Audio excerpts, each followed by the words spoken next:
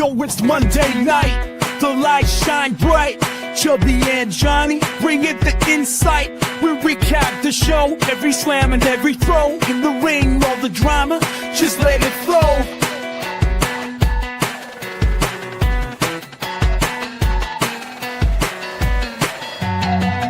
Sit, play tight, let's break it down right.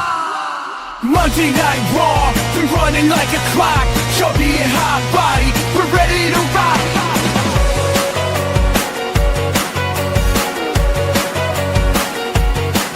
In the square circle, nothing's ever the same. Breaking down the action, we're playing the game.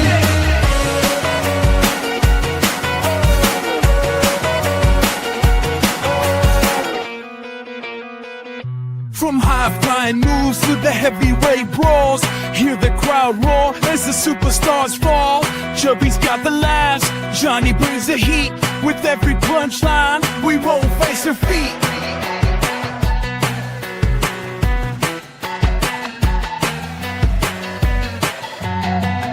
We're the kings of the rock, hear the crowd right. Monday Night Raw, we're running like a clock. Chubby and HotBody, we're ready to rock.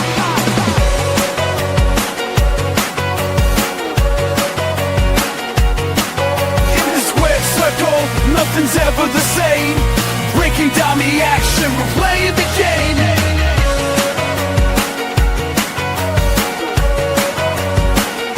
So tune next week, keep it locked on the show with Chubby and Johnny. You already know.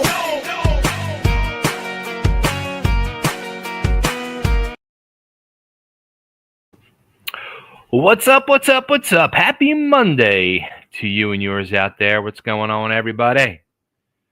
Looks like I'm flying solo again tonight.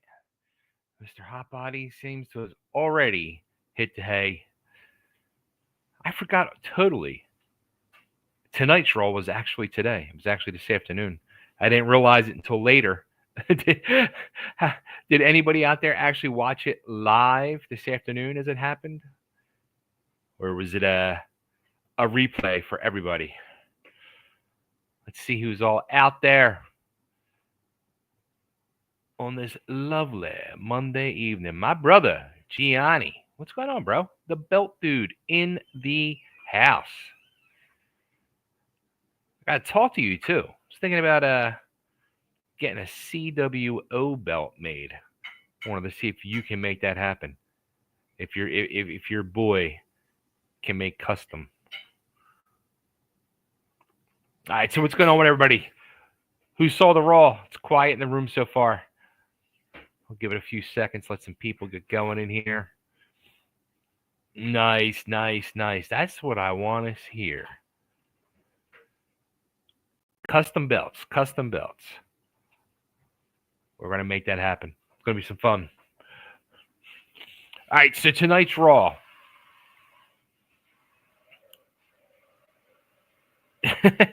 It drove me insane, I gotta say. It really got on my nerves.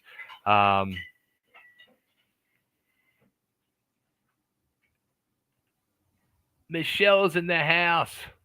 What's going on, Michelle? You totally forgot as well. Yeah, I think everybody did. Yeah, I forgot. I think actually Johnny didn't. I think Johnny watched it and then he got tired of waiting for me to watch it and went to sleep.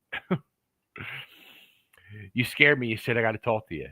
No, that's it. Come on, dude. Not bad. It's in your realm. It's in the belt realm. There you go. All right. So the show started off tonight with the OTC himself, Roman Reigns, and it was driving me nuts.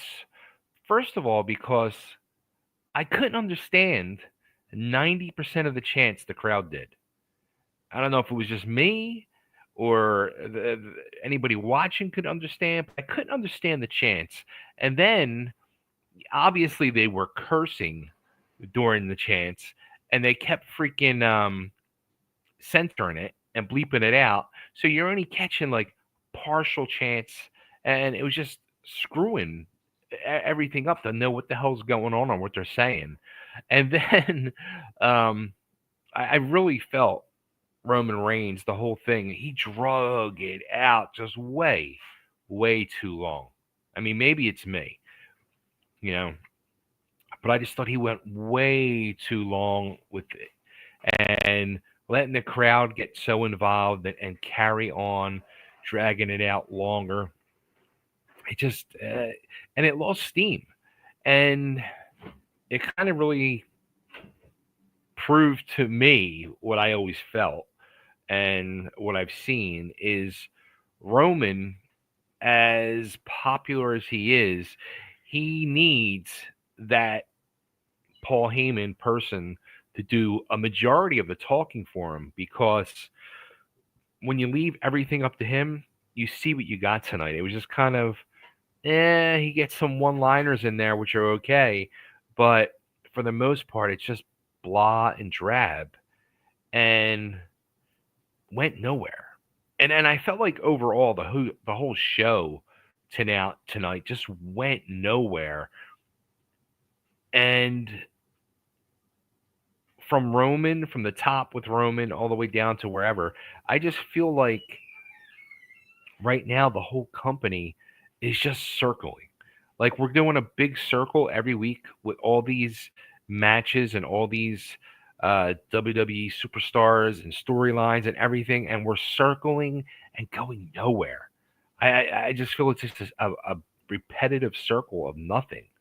But again, in that opening promo, Roman was out there saying his piece about everything, and out came Paul and Bronson Reed, the tribal thief, which is hysterical. They have an actual tribal thief shirt now that he was wearing. And I I gotta say this too. And I said this tonight as we were watching. I said Bronson Reed might have the biggest nostrils I've ever seen on a human being.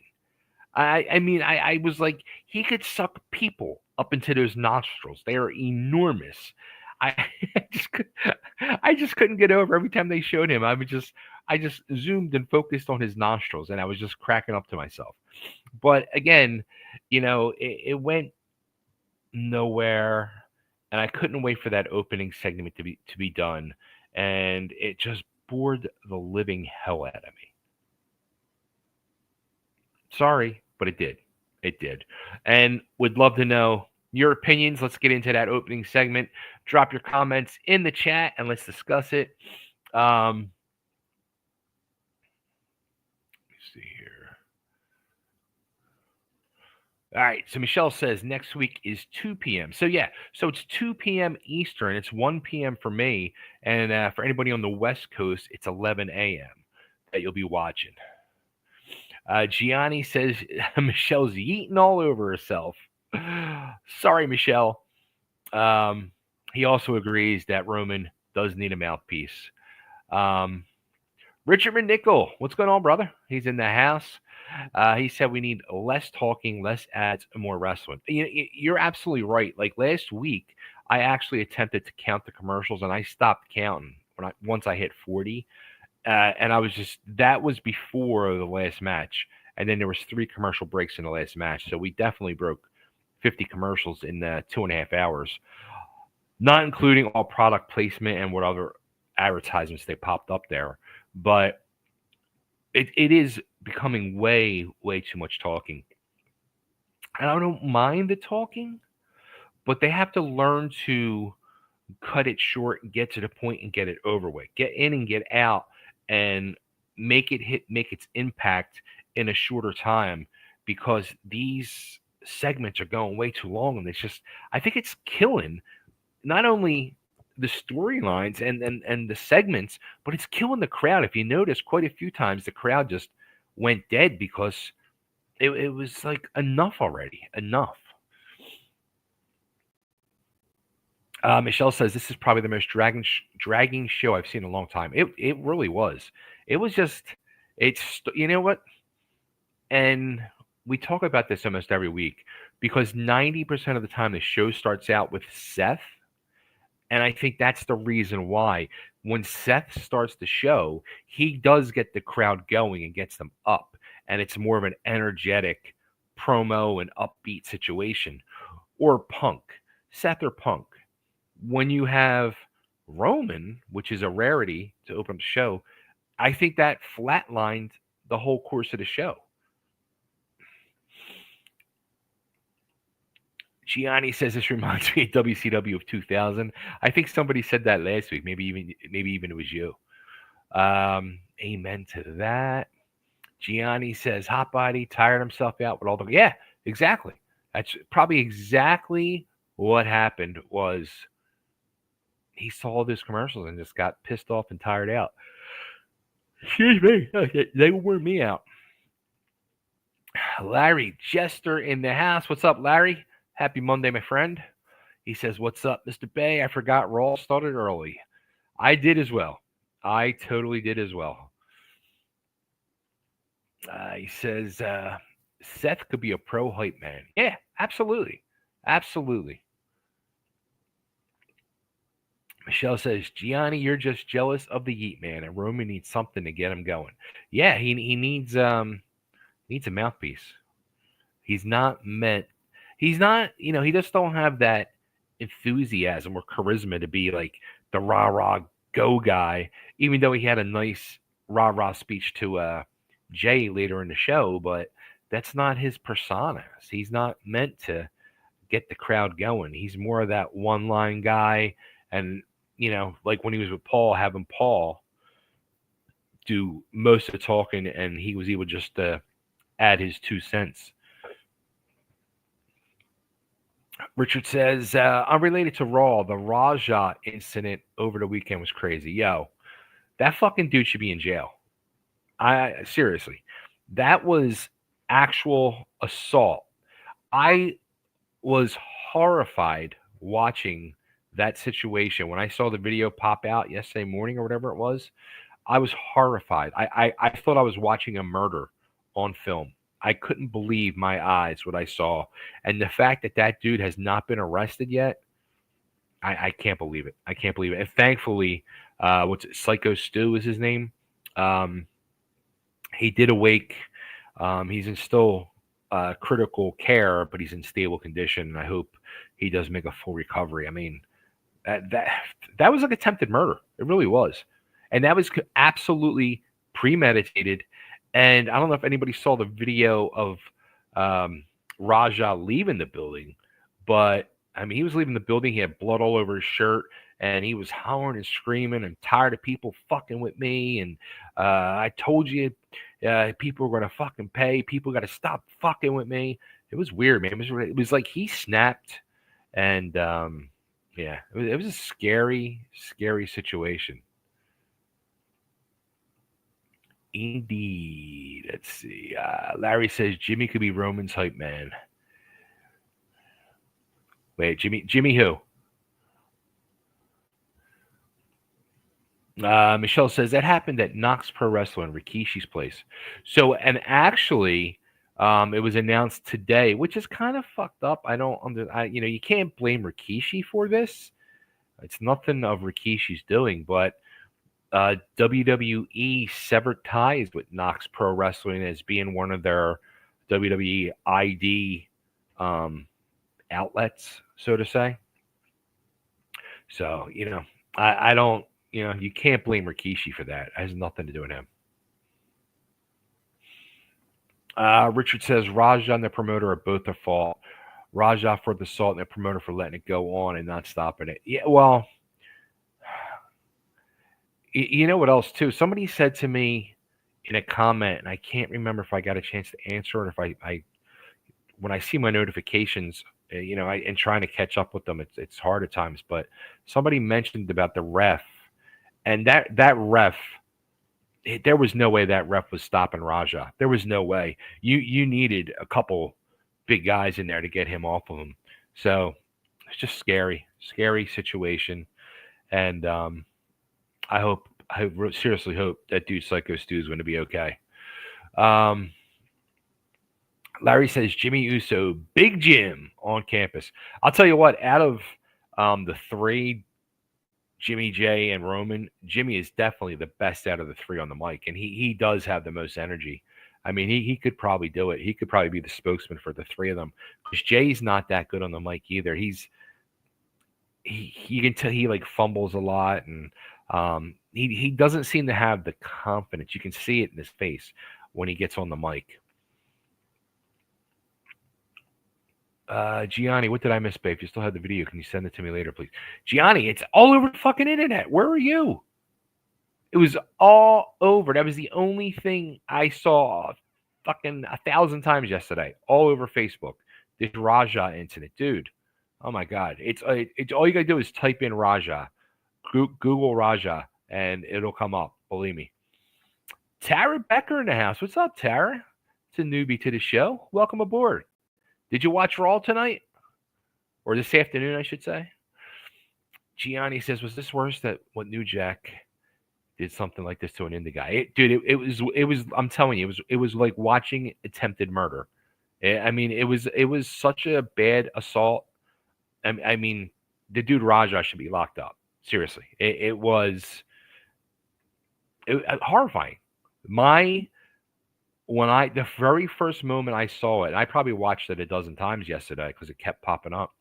The first moment I saw it, I said to myself, I felt my mouth open, and I was horrified and scared because I knew instantly as soon as the dude got slammed to the ground, he was out, and this fucking dude just jumped on him and was just beating on his face and head, and it was horrifying. Horrifying. Let's see. Richard said, I would have made Raja leave after the slam. Clearly, you could tell he was totally unconscious. Raja mounted him, started to punch him. Yeah, as soon as he was slammed, he was out cold. He was absolutely out cold. Stu made a mistake. They shook hands and they made peace. Raja read some comments and got told by another wrestler to give Stu a receipt. Then recorded himself saying, I always wanted to fuck up a wrestler. Yeah, I mean, Stu totally made a mistake, but it was an honest mistake. And yeah, they shook hands and made peace. And I don't know. Just weird. Tara says, have a good night. TWA show was awesome, and you knew I made it rain with the back seats. As always. Tara always makes it rain with the back seats. Michelle says, Big Jim is the best on the mic, and Gianni was probably working 24/7. Probably. All right, so let's get into the first match of tonight's show. Dragon Lee taking on J.D. McDonough of the Judgment Day. And what is it with the WWE and all the fucking wings? Why do they give a pair of wings to half the roster? It seems like everybody gets a fucking set of wings, and they even come out and fucking move. What the fuck with the wings? Seriously. I don't get it. Why does Dragon, is he Puff the Magic fucking Dragon? I mean, what is with the wings? But anyway, hell of an opener. Probably, let me just run through this. This might be probably the best match of the night, honestly. Seriously. I think it might have been the best match of the night. And as I was watching it, I even said to myself, this is two of the best workers in the company. And J.D. McDonough is so underrated, doesn't get his flowers and just due, so to say. And that dude, definitely one of the best workers in the company, deserves more props. And that fucking dude, every match he goes out there, he ends up twisted up like a pretzel in bumps and scares the hell out of me. At one point tonight, I was like, oh my God, I think he snapped his neck from that sit-down power bomb that Dragon Lee did on him. But hell of an opening match, possibly best match on the show. And yeah, give me your thoughts. What you think? Dragon Lee, JD McDonough.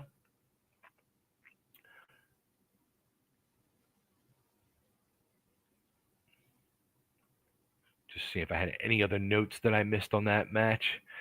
Let's see. Coach C in the house. What's up, Coach C? How are you? Did you remember Raw was on this afternoon? Yeah, Larry Jester nailed it. Wingstop. They're working their fucking promo with Wingstop. That's what they're doing. Next thing you know, Dirty Dom's gonna come out on with wings. Michelle says that match was the best of the night, and JD took. Yeah, JD's always taking major bumps. Always, always, always. Larry says they had some decent matches, but the show just felt off. Maybe it was a time difference. I did catch it 45 minutes late. Yeah, that could be part of it. If you notice tonight too, I was noticing usually almost every show, CM Punk has bad bags under his eyes. Quite a few of them this go round had bags under their eyes, and they looked tired. And I had said, if you really think about it, they're going over to Europe a lot more, over to Saudi Arabia. They're doing a lot of overseas traveling, a lot more, and their schedule gets so thrown off and out of whack with that travel. Even though they'll go there and they'll stay over there for a couple weeks, but then they come back. It's a lot of travel and it's a lot of wear and tear on the body, physically, mentally, etc. So you can see on quite a few of them, it's starting to wear the talent down. You can see it in their face that they're aging. They're aging before our eyes.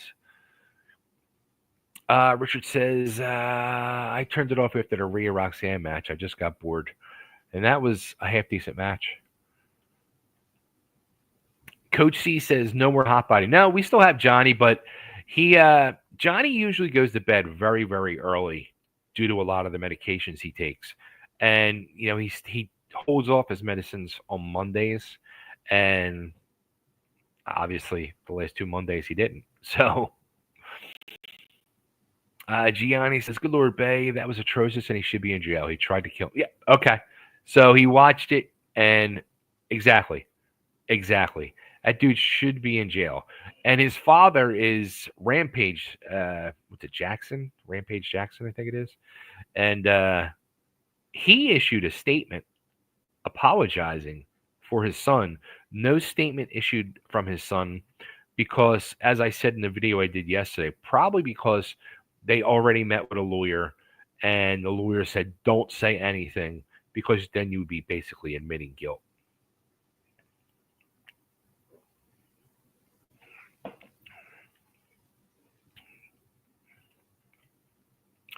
Coach E says, I'm finding this out now. Ha. Larry says, it's like JD almost dies, so let's make him do crazy bumps. Yeah, he scares me. He really scares me with the bumps he takes sometimes. And that one match, what was it, 6 months ago with the War Raiders? I mean, he got busted up bad, and he kept going.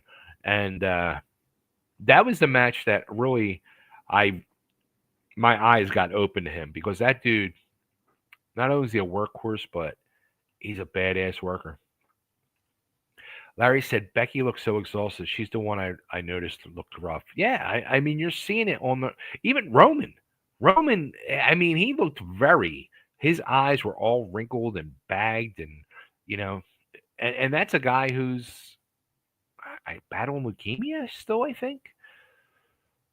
Gianni says, Michelle, I was actually in Syracuse visiting the in-laws, surprisingly not working, laugh out loud. And yes, it is Rampage Jackson. Yeah. So, I mean, it's an interesting situation what's going to happen with that. I mean, that sadly was more exciting. That 15-second clip was more exciting than the 2.5 hours on Raw tonight. Gianni says, great interview, Bay and Coach C. And also, who's your father? Is he in the business?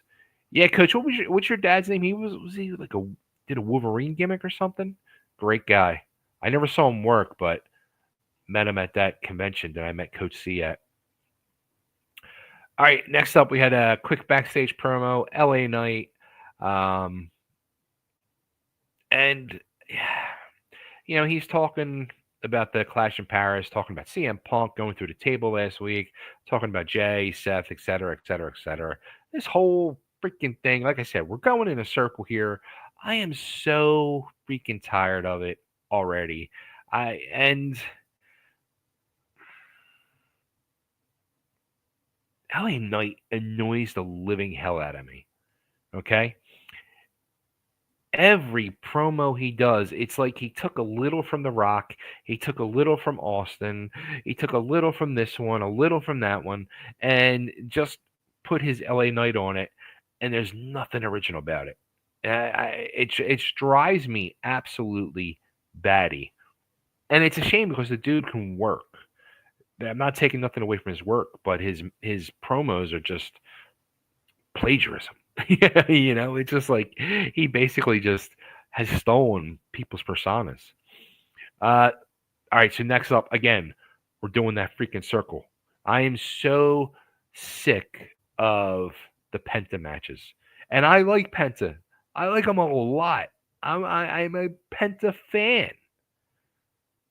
Tonight he worked Kofi Kingston of the New Day. But each week we're putting Penta out there, and again, usually he's putting somebody over, and it's the same circle that is just circling and it's going nowhere. What are we doing? Are we going to push Penta? He's like that B minus star in WWE. He always works the first or second match on Raw. And yeah, can we put him in the last hour maybe? Can we elevate him a little bit?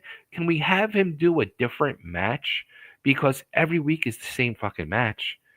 We see the handstand in the corner. We see the dive over the top rope as he sets people up on the runway each week.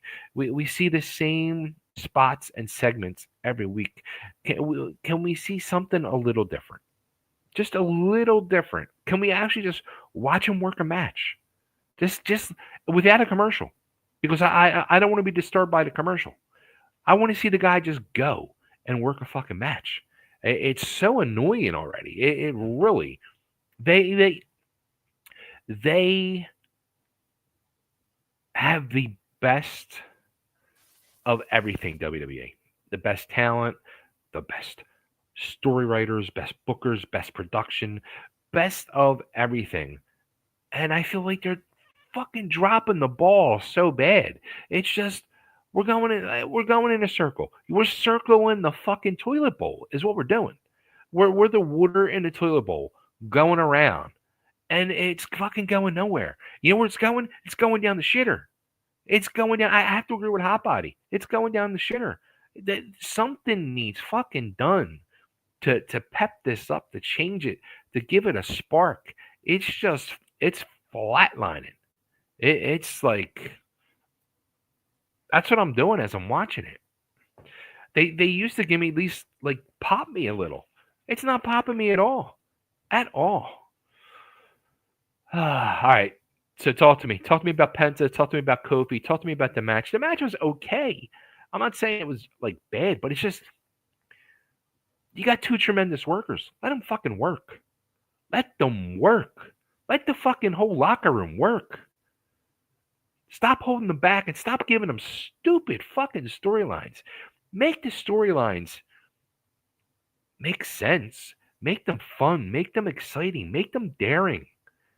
They're fucking dishing out blah. Really? I'm getting aggravated, and you can tell. All right, Michelle says the Lager bomb. I felt JD. Yeah, that I thought so too. The way he folded up, the way his neck folded up, I got fucking scared. I really did. I was like, oh shit. I was surprised the dude got right up. La Moran needs to go. I call him Stone Rocks. L.A. Moran. That's hysterical. That is hysterical. You know what, too? And he don't, like Johnny calls him the trash man. I call him the construction worker because I just think it's the way we should be looking at these people, these guys, these women. They're WWE superstars.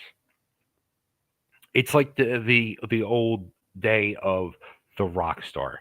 When you looked up to a rock star and you see a Steven Tyler, an Ozzy Osbourne, somebody, they look the part. Nikki Sixx, they look the part of a rock star.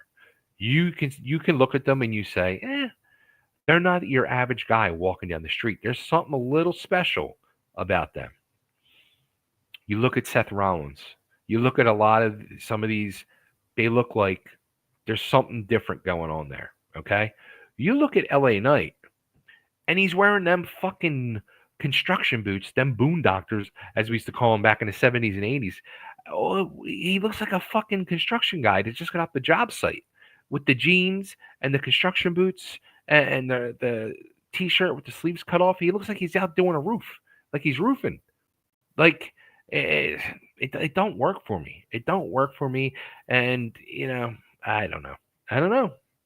I think there's something with him that needs fucking changed. That's just me. That's just me. It has nothing to do, again, with his work rate. I think he's a hell of a worker. He's got talent.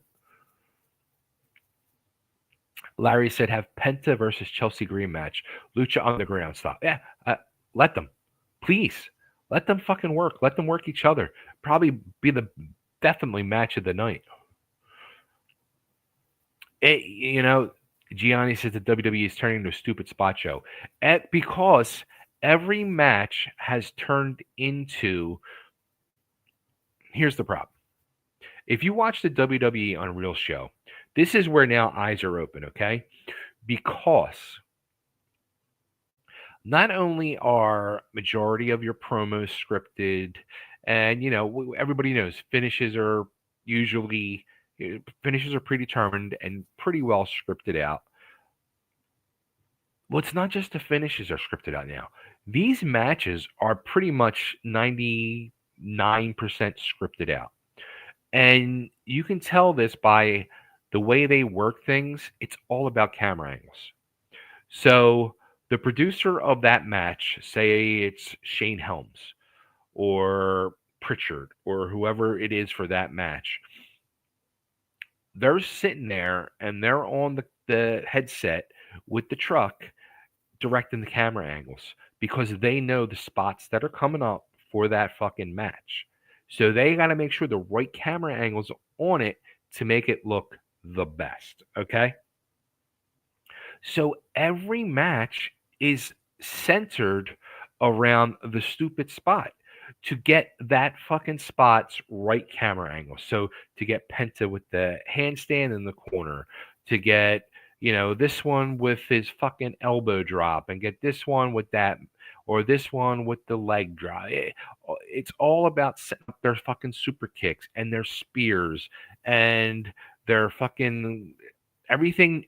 It's funny because 70s, 80s, 90s, 2000s, you never were like kind of running spots out of the corner. It was more like whip the man into the corner and then maybe give him a splash or just work him in the corner. I mean, now it's like that's a major setup is a whip in the corner, and then you go to the other corner. A half a dozen of the talent on this roster go to the other corner and they run in and they do the big boot or they do something.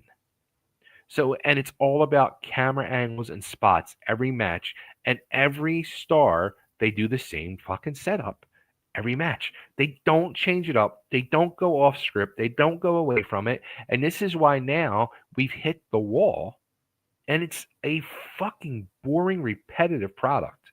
And it doesn't need to be. It really doesn't. All right, Michelle. Michelle says, poor Penta probably wants to run back to Tony Khan. I don't think he wants to do that. I doubt he wants to do that because he was really given no respect or anything. At least here he's getting TV time. He's selling a lot of merchandise, and yeah, it's just like it. And you know what? If they just took the handcuffs off a person like Penta and pushed him properly in a really good storyline, it would elevate that motherfucker because that dude's a star. Let's face it, Penta is a bona fide star. And they could sell a shit ton of merchandise. You would see half that fucking crowd with the mask on and doing that walk. And Gianni says, yeah, I totally agree with you, Bay and Michelle. Larry says, he's the construction worker, so he can be in the village people, right? Hey, right? I guess Vince stole Village People gimmicks. He had the Big Boss Man as the cop. He had Tatanka as the Indian. Gianni says he needs to go back to TNA where he's relevant. Yeah, yeah. Well, I'll tell you what. And I watched TNA. I think I said this last week. I watched TNA a few weeks ago to see Vicious Vicky, and I was not impressed at all with that show. I felt bad. Gianni says he looks like an extra from the Village People. We got two Village Peoples for him. Michelle says L.A. Roofer. Love it. Love it. Love it. Yeah, I'm okay. Macho Man. The fucking Macho Man. Oh, yeah. That fucking guy wore that hat, wore a bandana, the sunglasses, the fucking fringe, the jackets. He wore that gimmick 24/7. For how many years? For 20 years. Until the day he died. LA Knight is the Slim Jim guy now, and he looks like a fucking construction worker. Robert Gokenauer, what's up, my friend? Hanging out with us here on a Monday night. I think it could be there aren't as many big stars as there used to be, so stuck with the same storylines and also their lack of passion. You know what? Well, that's where, again, if you've seen the WWE Unreal show, that falls back on your writers, and as Johnny says, triple news, because Hunter has final say. Okay, so it comes down to him. It comes down to the producers, because what happens is each storyline gets assigned a producer with the matches for each week and each PLE. They need to shake it up. Somebody needs to shake up something.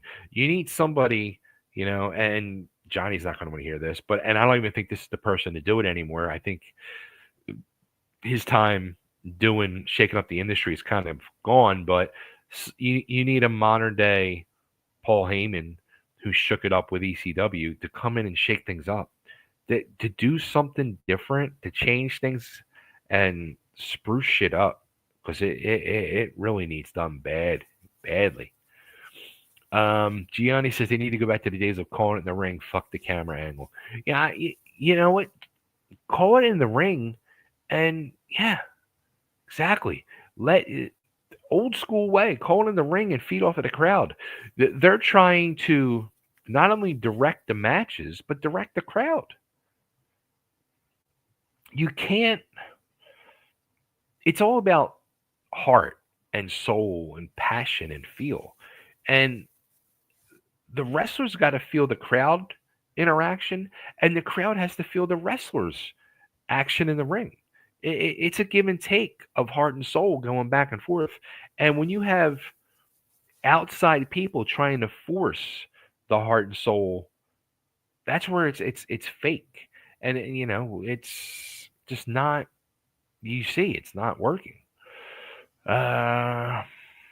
Larry says LA Knight could just get a hat, have Bart Gunn at the top, come out with him. It's fun to see how, yeah, but the fucking the gimmick was done with Austin, and that was something the fans just started doing. Oh my god, if they pushed, he'd be amazing. It would be just as big as Yeet. Bang. And that was something that kind of started almost naturally, the whole Yeet thing. Take that as an example. It wasn't like a true force thing. It just kind of, or like an Austin 316, or some of these catchphrases, they just organically happen, and then it sticks, and then you go with it. Robert says I should push to get a job there. Thank you, Robert. I something about WWE has always intimidated me. I was never thought about even working there as wanting to be a wrestler there ever. I was just very intimidated by it, and even I would I don't know, it's just my makeup.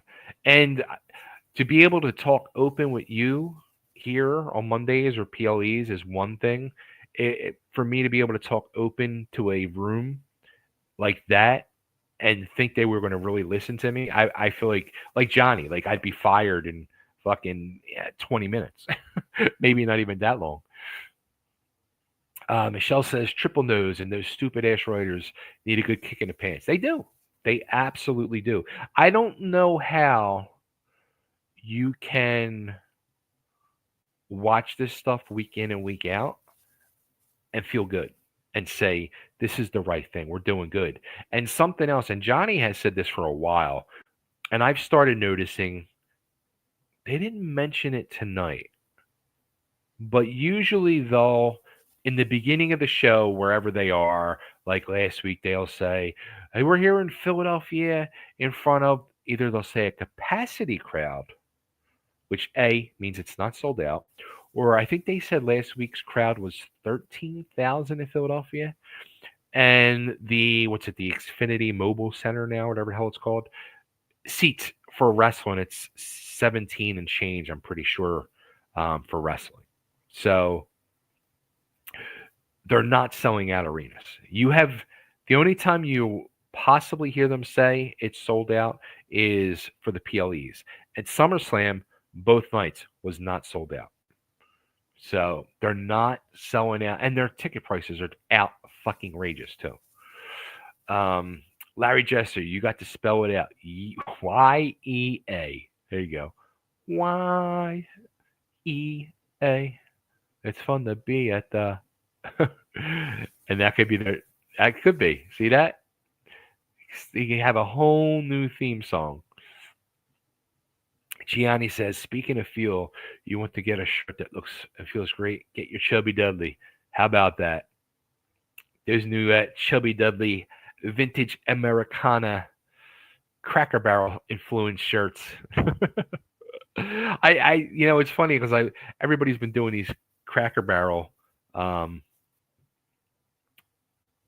logos. And I was like, I wonder if I can make a Chubby Dudley one. And I did it. And when it came out, I was like, fuck, that looks like a cool fucking shirt. Let me see if I have my link here.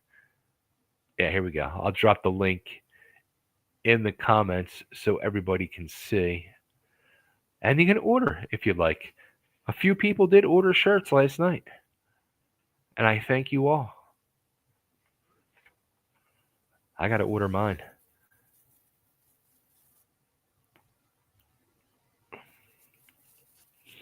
Gianni says the nose doesn't care about the fans. Now, you know what? I think he does. I think he does care. I think he's kind of overwhelmed. I really do. I think he's kind of overwhelmed. They're doing a lot. You got to figure they're doing basically 5 nights of TV a week, is it? 4 nights of TV a week? They're doing a lot of television. That's a lot. And speaking of, traveling, he's there. So he's traveling a fucking lot. So, yes, over 17,000, baby. The arena here rarely sells out. Yeah, they're not selling out. They're not doing it anywhere they go lately. I don't think this year, except for some of the PLEs, have I heard them say it's a sold out crowd. Michelle says, gotta grab mine. Looks like Skinny Dudley. There's my boy, my brother from another mother, Jonathan Owen. What's up, bro? He says so much content. It is. It's entirely too much content. And it's, like Johnny wants to do, he's asked me to do more of these shows each week. Let's do SmackDown. Let's do AEW. And, I would love to sit here every night and talk wrestling with everybody, but I think I'd lose my mind. I really would. I would probably be like a raving lunatic like Johnny, watching this stuff day in and day out.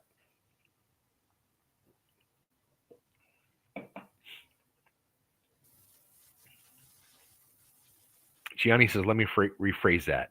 He doesn't care about the older generation of fans that know better. Well, that is true. That is probably true. And it's weird, it's funny if you take notice whenever like old clips of Hunter pop up on Facebook, Instagram, TikTok, whatever it may be. Um, they show these clips of him in matches, and I watch these clips and I say to myself, it's almost like he foresaw the future and knew where he was going to end up by certain things he did in and around the ring. It's interesting the way things worked out. All right, after the Penta match, we have trying to read my writing and I can't even read it.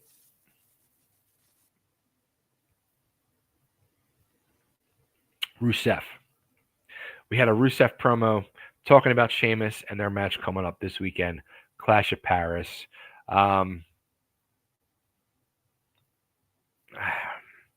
I think these two guys honestly are going to go out there this weekend and beat the living hell out of each other.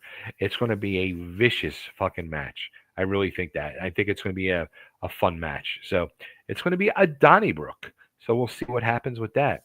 And then after that, we had a Judgment Day promo. And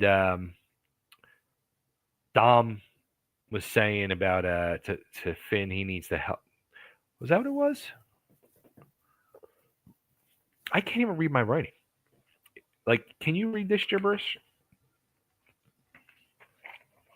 But it was about Finn needs to help Dom and take care of AJ Styles. So Finn was going to go talk to Adam Pearce about AJ. And then next, also backstage, we saw Rhea backstage stretching, getting ready for her match with Roxanne. And in comes Io.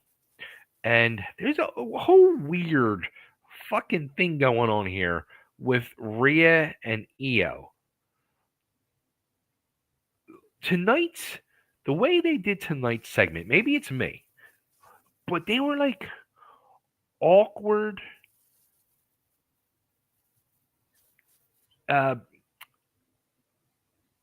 promos, scenarios.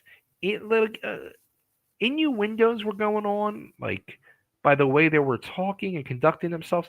Like they were like almost making it feel like the two of them are in a relationship. And I was like, are they secret lovers that we don't know now? What's going on here? It was like a real weird thing, a real weird dynamic between the two of them, and it was like watching an episode almost of Three's Company, and you would see like an awkward interaction with Jack Tripper and one of the girls, and Mr. Roper or Furley would catch it. It was like real weird, and then so they're talking, and EO again is like, I respect you, I thank you, but we need to keep our distance.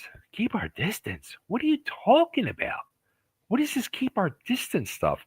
And then Kabuki Warriors sees things in the background, and then they catch them hugging, and they get pissed off and storm away. I was just like, what the fuck is going on here? It was just weird. So that was the setup. Then we had another promo. So we had, 4 quick promos talking right there. Now here's another fucking scenario that I don't know what's going to happen, and I don't think they know what's going to happen. So Stephanie Valkyr is backstage talking to Adam Pearce. Obviously, there's no more Naomi. She's out due to her pregnancy, and Stephanie was supposed to face Naomi for the belt this weekend, and she talks with Adam, and Adam says, obviously, there's not going to be a match this weekend, but we will make it up to you. We are figuring things out, and you will still get your match. The way he made it sound was like almost like they're going to give somebody the fucking heavyweight championship belt. It just don't. Why didn't they make some type of announcement tonight? Like, hey, due to Naomi's pregnancy, we now need to have a tournament. That's the proper way to do it. We need to have a tournament to pick the top 4, top 6, top 8, whatever you want to do. Have the fucking tournament, make it exciting, and let's do this. Let's have some fun, and let's crown a new champion. I don't know what they're doing. I don't think they do. So, and then More promos, more promos, more promos. Becky Lynch. So we get an in-ring promo this time from Becky Lynch. She gets in the ring and she's her stuttering self about Sports Illustrated and everything else and about how great she is. And out comes Nikki Bella, calls her the C word, but not that C word. She calls her a coward. And they get into a little fisticuffs and sets up again for their match in Paris this weekend. But something, and I've said this in the past too about this, the IC, the Intercontinental Women's Belt, has become the most important championship belt for the women. They elevated that belt due to the fact that you have Becky Lynch as the champion, you had Bailey trying to go for it, and even Lyra being involved. It helped elevate her.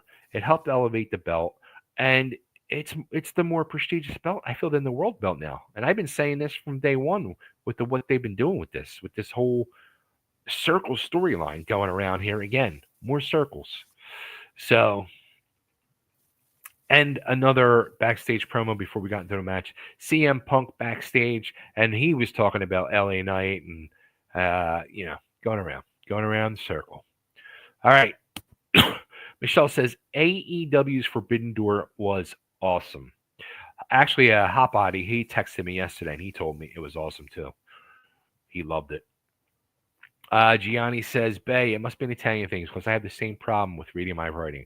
Yeah, I mean, I'm writing it, and as I'm writing it, I can read it.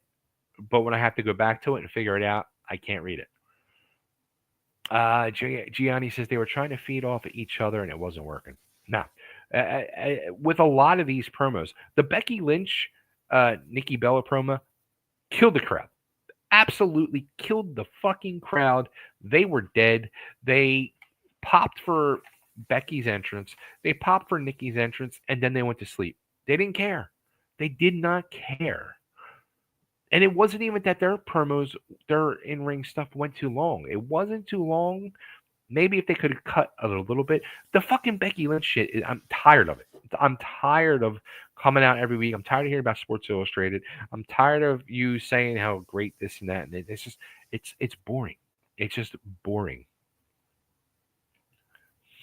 Larry says, Mr. Furley, Jack, what the hell are you doing? Jack, we're just dancing, Furley. You're both naked and touching each other. Ah, exactly. Gianni says there should be a tournament or a battle royal. Fuck the battle royal. Oh, you're gonna do a battle royal? Make it an interesting battle royal. Make it some crazy thing. Michelle says they need to put it on Stephanie. Bottom line, yeah. I mean, she's the number. Or how didn't they? I was even thinking about this. I'm like, I think during the day, back in like the 80s, there was a couple of times where they just ended up giving it to the number one contender because they were the number one contender. She's the number one contender. Gianni, yes. Becky stumbles on her words more than I do. Yeah, laugh out loud. She does. That's part of the reason that kills her promos. She stumbles on her words. Larry says, definitely need a tournament. It would give them spots to use a talent who may not get used much and some good matches. I think the Battle Royal will be too quick. Yeah, Battle Royals are so 70s and 80s, and they don't work on TV well. They just did a Battle Royal, what was it, during SummerSlam, or what was the PLE before that? Or was for Evolution, I think. The only time a Battle Royal works, in my opinion, is like Royal Rumble, because you're excited to see who's coming out.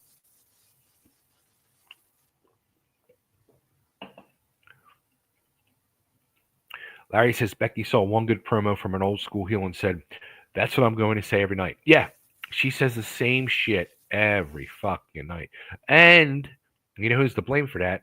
Her writers. They're writing the way they write the same matches for everybody. They're carbon copying the fucking promos just like they do the matches. Michelle says the people in the front row were sleeping, unlike last week, but Philly is a different. Yeah, you know what? They killed the crowd tonight. They started out okay, and usually those crowds overseas are way more alive than here in the States, but they killed the crowd tonight. Robert says, I bet they'll put a title on Jade.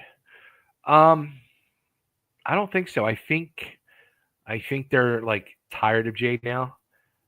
I think the way it almost kind of sounds, and I don't know for sure, but I almost think that she ruffled some feathers. I think she's ruffled some feathers with the office with Paul, as in Levesque. Evolution. Yep, it was Evolution. Robert says maybe with the stuttering, she wants to be a Dudley. Hey, everybody wants to be a Dudley. Wouldn't you like to be a Dudley too? Michelle says I love Becky, but her promos have been often awful. She's lost something since her matches with Trish. Yeah, I was never a Becky fan. She's never honestly really impressed me. I was quite happy when she left to spend time with her daughter, and I was okay with that. I didn't miss her. Let me go back to this real quick. Here's what WWE really needs to look at too. Don't be like the NFL.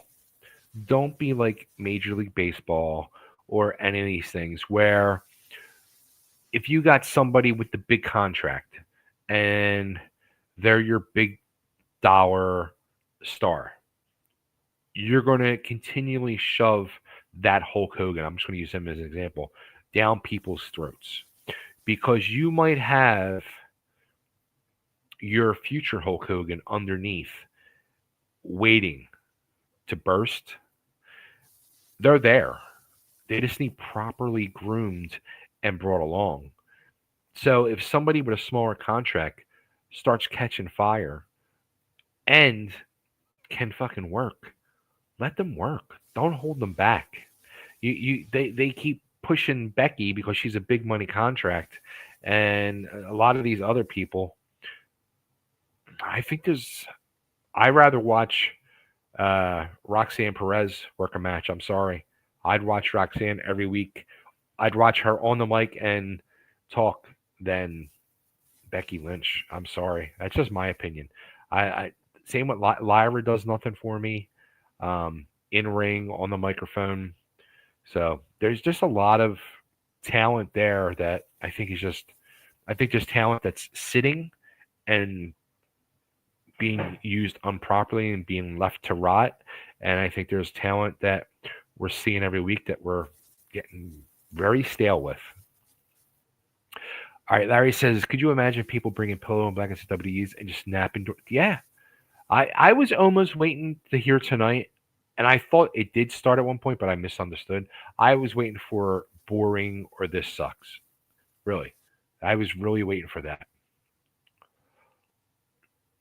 My name is boom. It was always the same amount of and then Big Dick would hit him. Nice Dudley quote, brother. Yeah, that was a classic Dudley promo. Wouldn't you like to be a Dudley too? Larry says, Becky versus Nikki Bella. That's all, folks. That's all, folks. Michelle says, Becky is the reason I started watching again a few years ago, but Bray Wyatt was the other reason I started watching again. Miss him all the time. I never really got to see much of Bray at all. I really didn't. I missed that whole era. I had a guy that I used to work with when I was still living in the Philadelphia area, and he used to always praise everything that he did to me and show me little clips and stuff online. So, but I was not watching wrestling again yet. I'm still trying to avoid it and stay away. All right, so next up we had the Rhea match versus Roxanne Perez. Rhea, is it me? Rhea lost. I mean, I noticed last week she lost weight. She lost even more this week, and she's lost her ass. Her ass used to be pretty round and firm. her ass was not as round this week, and um, her tights look saggy on her. She looks very, I don't know what's going on, very thin, like losing her womanly shape. I don't know what's going on there. I hope she's not like sick or something, or just again could be the traveling. I don't know, but she don't look right. She does not look good, in my opinion.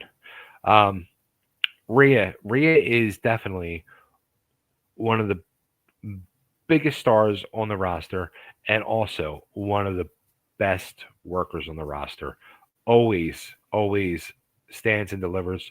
I was really looking forward to this match. I thought it was a hell of a match. Roxanne, I know Johnny hates her. I'm sorry. That girl goes out every fucking week and works her ass off. Doesn't matter who she's in there with. She's like a little fucking chihuahua going after whoever, and she don't stop fucking moving, and she works her fucking tail off. And she impresses the hell out of me. She really does. That girl's got a lot of heart, and I think she's going to be a future big star. I really do. And she's another one like um, Raquel. With the whole thing with Liv going out with her injury, she has risen to the occasion like Raquel and taken full advantage of that opportunity with getting that push. So, hats off to both of them. Nice match. Um, we saw Rhea win with the clean pin with the Riptide, and then we saw because they're going to start setting up the Roxanne Rhea feud. So we saw the double team on Rhea, and Io came out to make the save. And then we had the awkward thing again in the ring with Rhea and Io, which then led up to a promo in a few minutes we saw. So again, building that awkwardness, kind of weird. Um, I wonder if I'm the only one that noticed this. A few others did say they agree with me, but all right. So let me just check comments real quick. Gianni says yes. Let the undercard work. Um, yeah, yeah. She lost her ass, Gianni. She lost her ass. Did you watch tonight?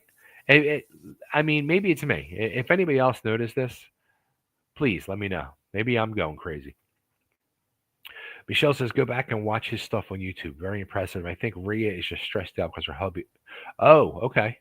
I did not know that. I did not. That could be part of it too. She's got a lot on her plate right now.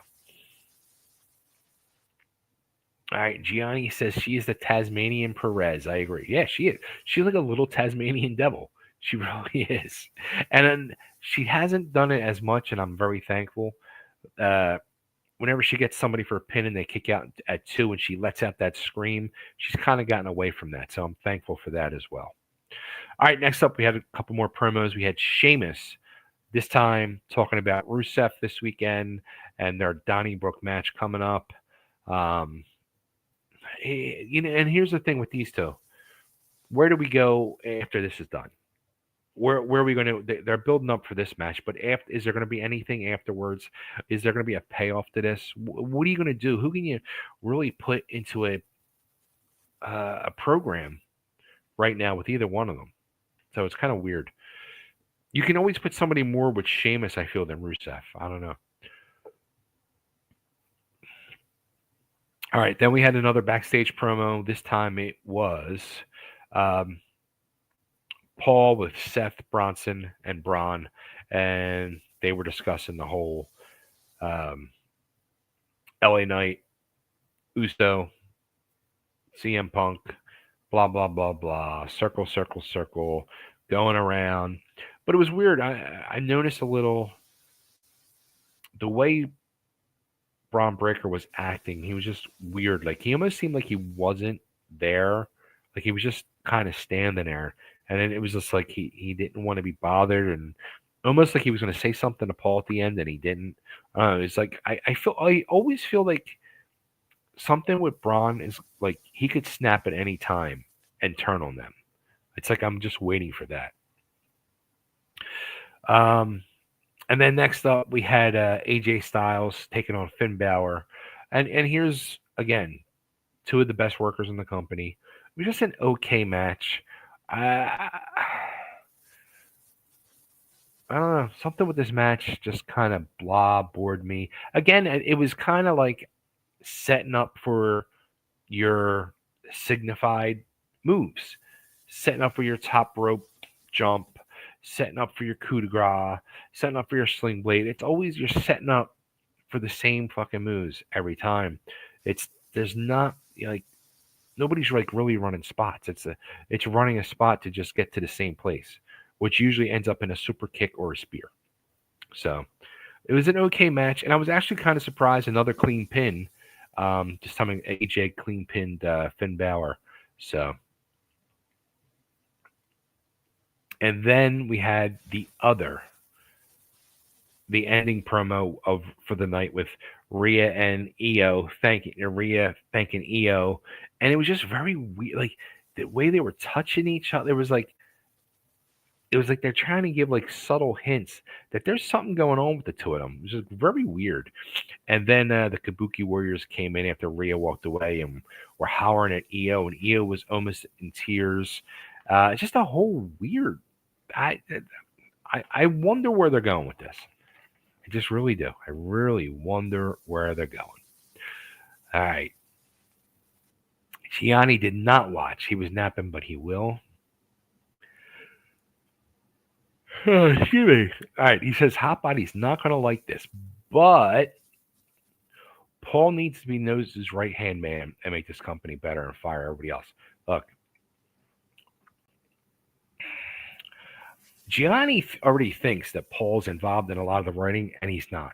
He's not involved in a lot of the writing this time around. He has been in the past, but he's really not as much as he used to be. I think he's more involved in his own stuff when it comes down to his own things he's involved, but he's not involved with the whole roster like he used to be.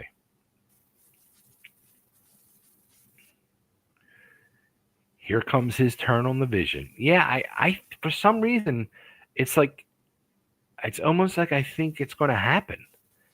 And I think that's wrong. I think it's way too early. Or maybe it's almost, how they say, like, there's not a lot of attention span anymore with people because everybody's able to just go on TikTok or whatever it is and just the after a few seconds. So now, like, these turns that you might put somebody and turn them as a face or a heel, and they'll stay like that for a couple of years.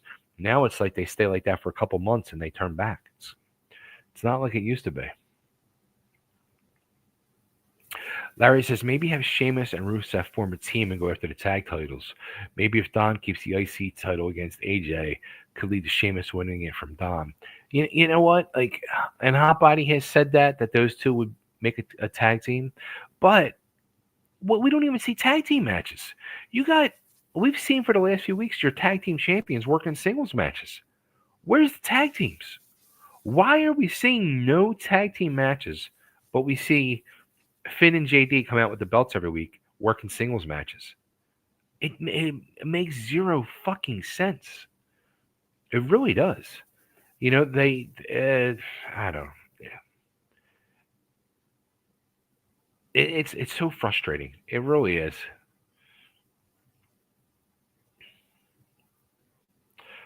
Could it be HLA with those two? Who knows? Who knows? Let's see what we're gonna find out. Probably gonna be nothing. Larry says like Dom could cost Sheamus and Rusev the title match. Excuse me. Pierce says since Dom wants to fight with Sheamus, he can defend the IC title against him.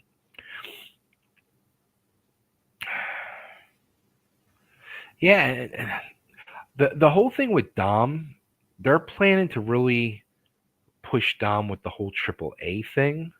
So we're going to see that. So I don't think we're going to see Sheamus in that IC race anytime soon.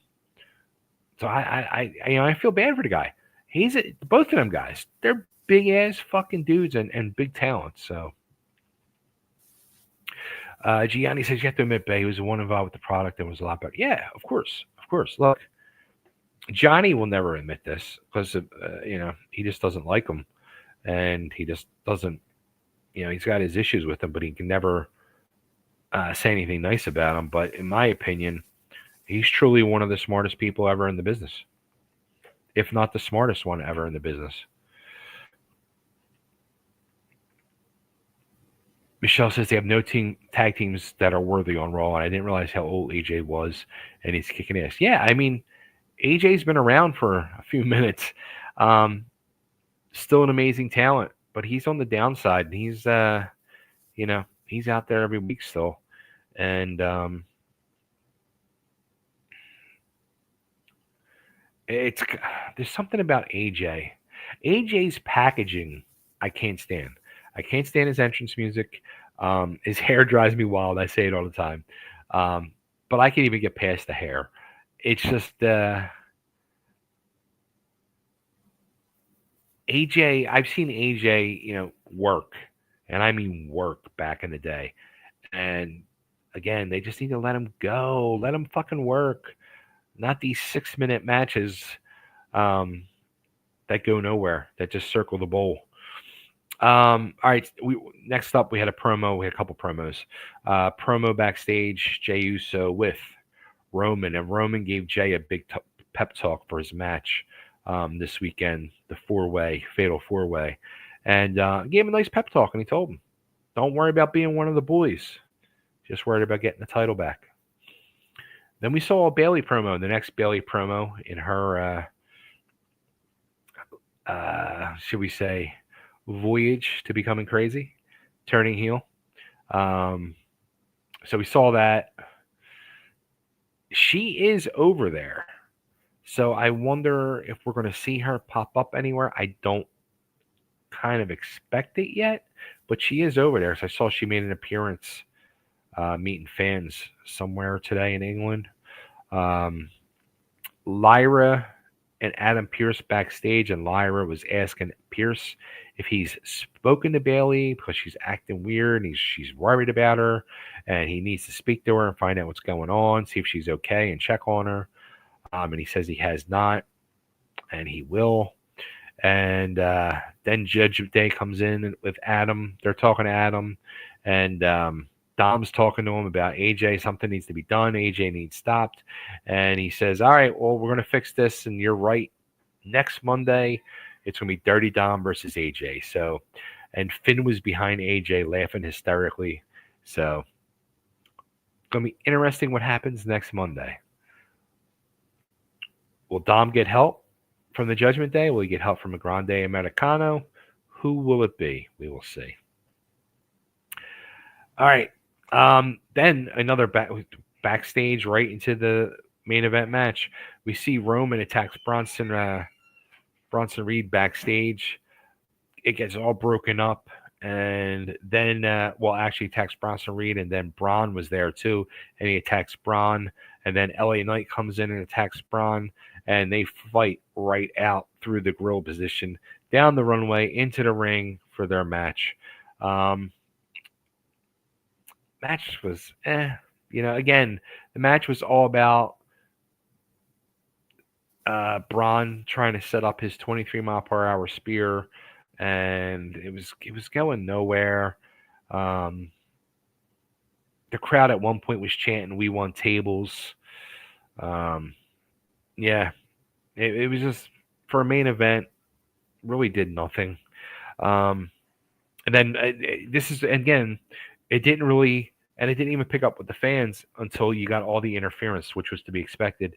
You had Seth run in and interfered, and then they were beating on LA Knight. Jey Uso was the first one to come out and make the save and evens it up, but then they get the upper hand. So then CM Punk comes out to make the save, and blah, blah, blah, clears house. And then Jay and LA Knight start arguing, and then Punk and LA Knight are arguing back and forth, and Jay ends up super kicking LA Knight, and then Punk looks at Jay, and then Jay super kicked Punk, and then yeeted to the crowd. The crowd loved it. The crowd loved them. They were popping, and Seth and Braun and Paul were laughing out the runway at the aisleway. because they're fighting amongst themselves, and that's what Seth wants. So it's going to be an interesting match. I think it's going to be. I do think it will be a great match Sunday, Clash in Paris, for the 4-way.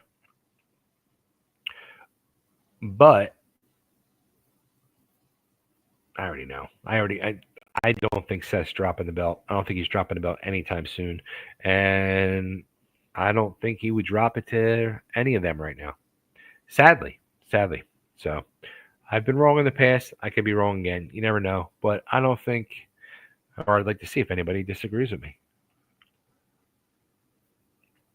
All right, AJ Styles was in WCW, for God's sake, laugh out loud. I mean, that was a long time ago.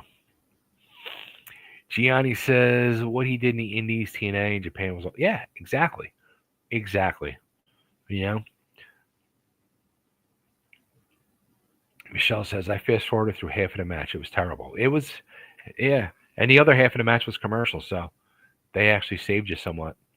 Larry says, speaking of wings in WCW, there's WCW Cruiserweight Tag Titles. Just put a Wingstop logo on there, have a Wingstop Championship, put it on the green strap. Bang! There you go. Our belt guy, Gianni's actually drawing it up right now to get it made up. So you watch. Yep, that's what I said. I think the plan is Seth drops at the Punk at Mania. Main event, night 1. There you go. Book it. I already did. So that was tonight's Raw. Very, very lackluster show, performance, writing, booking, top to bottom, lackluster. So,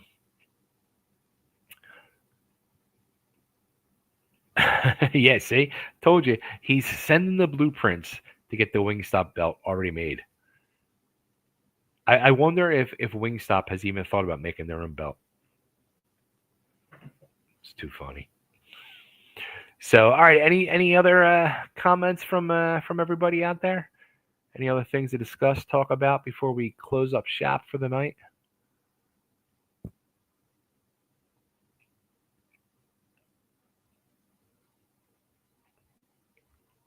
Everybody's quiet. I mean, just before we go.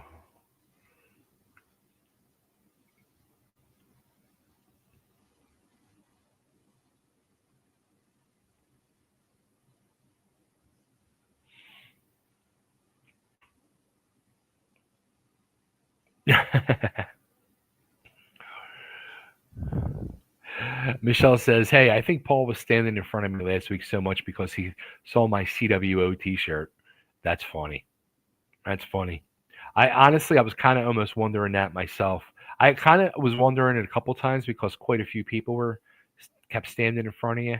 And I was wondering if they were like, first off, I wonder if they even know what the fuck it is. You know, maybe they do.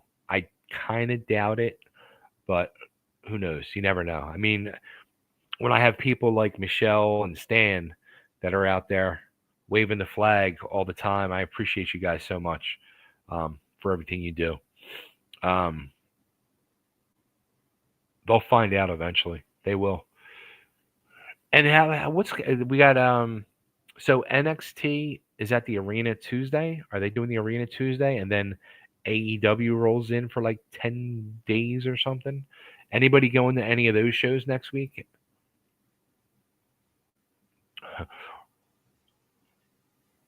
Roll the Dubby ad. I could do that. Hold on.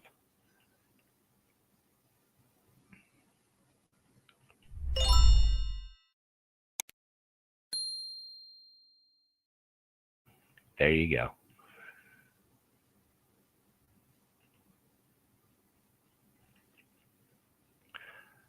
You know, I mean, they do have people that look and watch. I'm you know.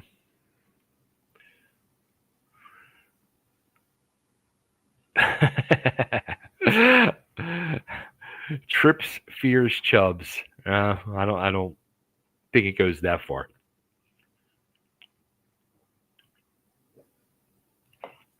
But I would definitely talk to them.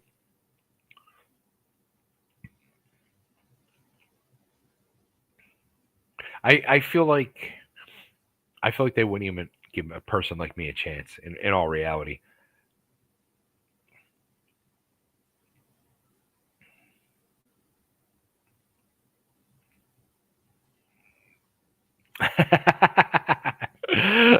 Oh, come on. That would be hysterical. That would be fucking hysterical. That could I should make that as a t-shirt. I should. I gotta write that down because I'll forget it. I'm gonna.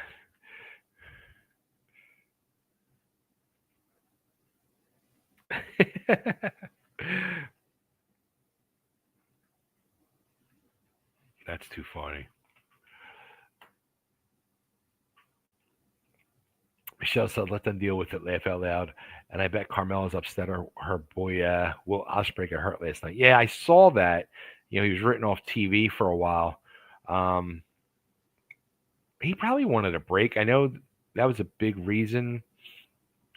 He did stick with AEW or go to AEW was the scheduling, and he wanted to be able to take breaks and spend time with his family. But as soon as I saw that, I was like, "Oh, Carmella's probably devastated." Gianni's gonna remind me. That's funny. That is so funny.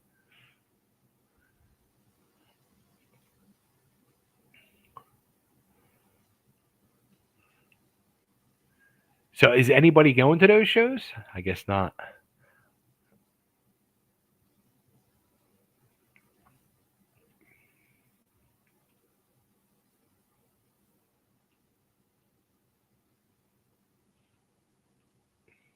Cool. All right. Well, I'm thinking we're gonna wrap it up. Any last minute comments? I'll give you guys another minute if there's any more comments. Otherwise, we'll close up shop till Sunday night or Sunday. What time is Clash in Paris? Does anybody know offhand?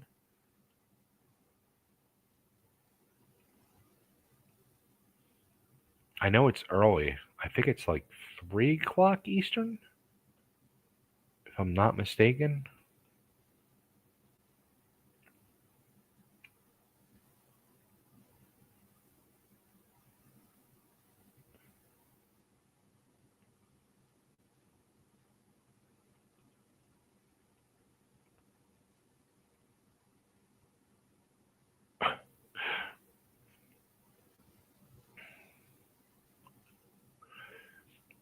Gianni says, I have one more comment. Like and subscribe. Yeah, for some ungodly reason, if you have not subscribed to the channel yet on YouTube or liked and followed the page on Facebook, please go so. Please do that. We broke the 800 mark the other day. I'm trying to get up over 1,000, and actually, as you figure, trying to get as many as possible. So the more we get, the more it grows, and I appreciate you all. The more fun we have in here. Michelle says, I wanted to go for my birthday, but oh well. When isn't your birthday? For some reason, I thought your birthday was yesterday, but I didn't see it on Facebook. And both Larry and Michelle said it's 2 p.m. on Sunday. Yeah, and it's on Sunday. Now, this is something too. They did it on Sunday. Is this the one that's going head to head with AEW, or is it next month? I don't know why they're doing Sunday instead of Saturday.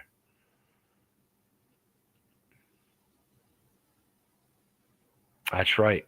Make sure you're here Sunday evening. It'll be early. So if it's starting 2 p.m. Eastern, we should be live by 5 p.m. Eastern Sunday. Be nice and early. Everybody will be awake. Any big plans, Michelle? Any big parties?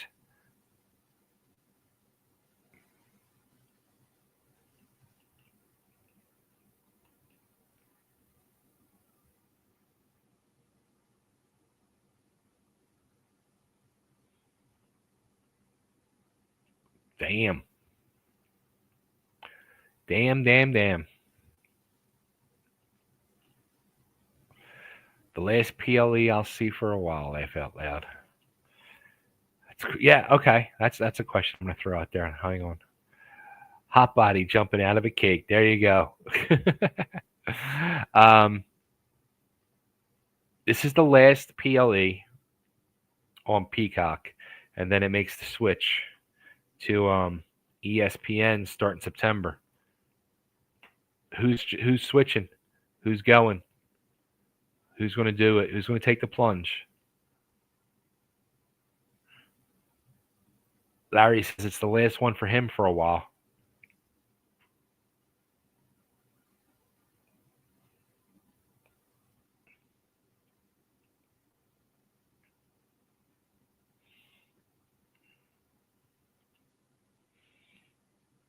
Not really. I might see what tickets are left on Wednesday since we're not. Oh, well, that sucks. Sorry to hear that. Well, hopefully you'll be able to get some tickets and do that. One thing I did hear from inside sources, I do have some of my own inside sources. From what I know, Tony Khan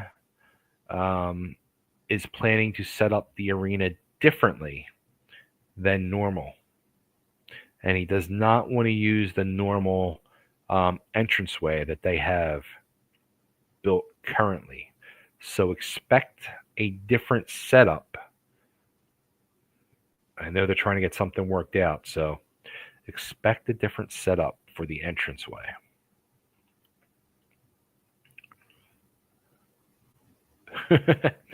Gianni says that's bullshit and Nick Khan is a money whore.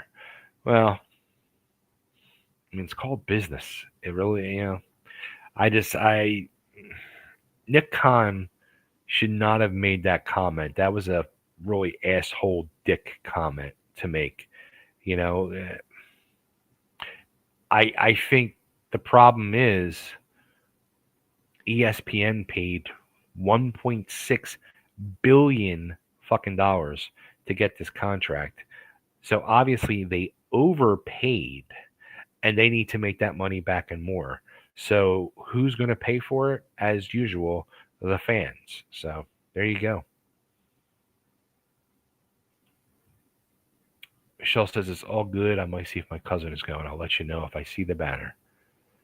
Yeah, I think the banner's done. I don't know.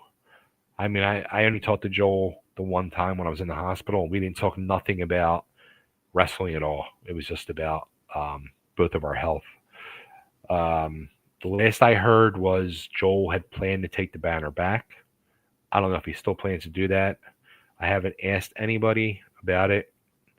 So, I mean, I could find out. I could ask around. I should probably do that. See what the hell's going on with it.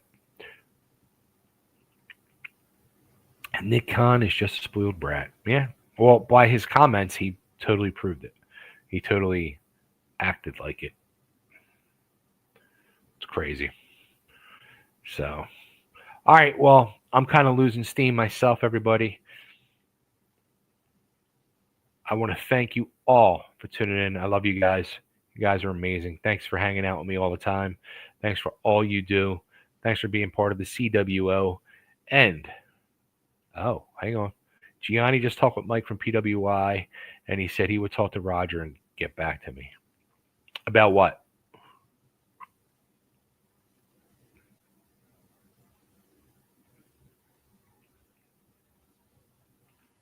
About the banner? About the entrance?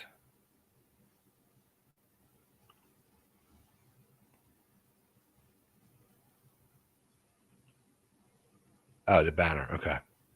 Yeah, no, dude, don't do that. Don't do that because I have my own. I have people I can just ask, and I feel Roger and the way the arena handles the situation is wrong by what their statement was. I think I know the reason why, but I could be wrong too. Yeah, you don't need to reach out to Mike or stuff like that. He'll probably tell you to ask Joel or ask me. So, all right, guys. Thank you so much again. I love you guys. And don't forget, subscribe, like, comment, as always, as you guys always do. And we'll see you Sunday night. And we'll probably have a full house. Usually on the PLEs, I invite our friends to hang out with us as well. So I'll see you guys Sunday, and I'll talk to you all real soon. Have an amazing time. Michelle, happy birthday. And I hope you get to get some tickets and go. Talk to you later.